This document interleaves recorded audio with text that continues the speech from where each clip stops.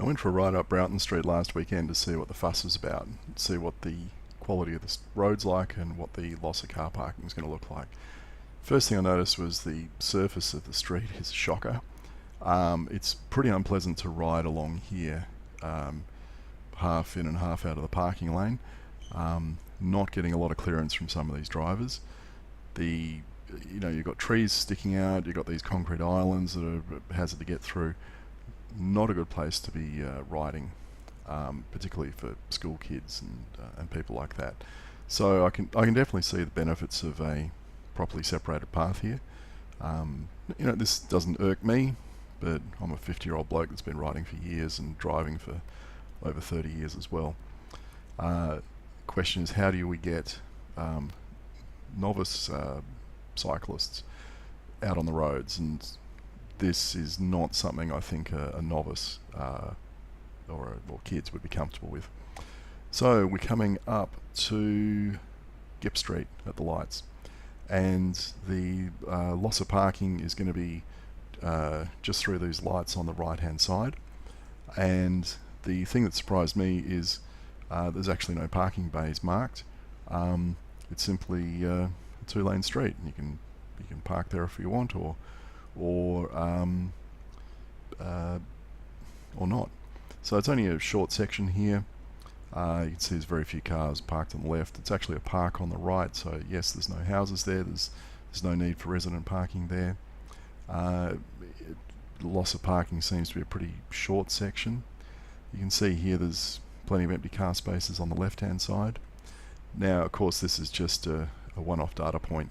You'd really need to go up and down here for weeks at a time, looking at how many cars are parked and how many empty spots there are, to really get a good feel for what impact this is going to have.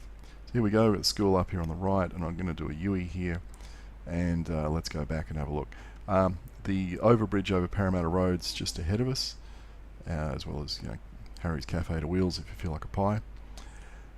And yes, it's a good route over to Burwood.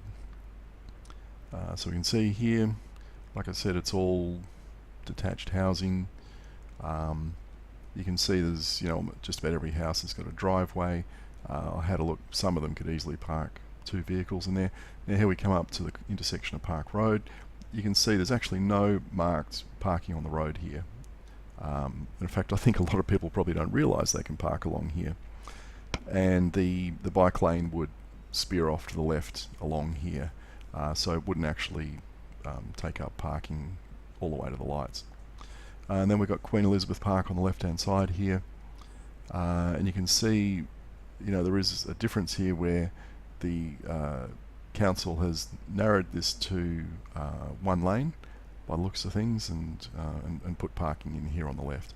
Now, obviously back there in that section, I can see why they wouldn't want to widen the footpath, because there's a lot of mature trees there, and they'll probably have lots of screaming greenies out there chaining themselves to the trees if they dared to cut them down. So the easier option is just to remove car spaces, which by the look of things just aren't being used. So that's a ride up and down the street.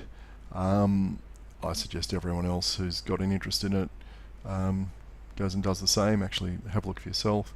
It'd be interesting to gather some more data different times of the day and on different days on the parking there, so we can build up a better picture of what the impact's actually going to be.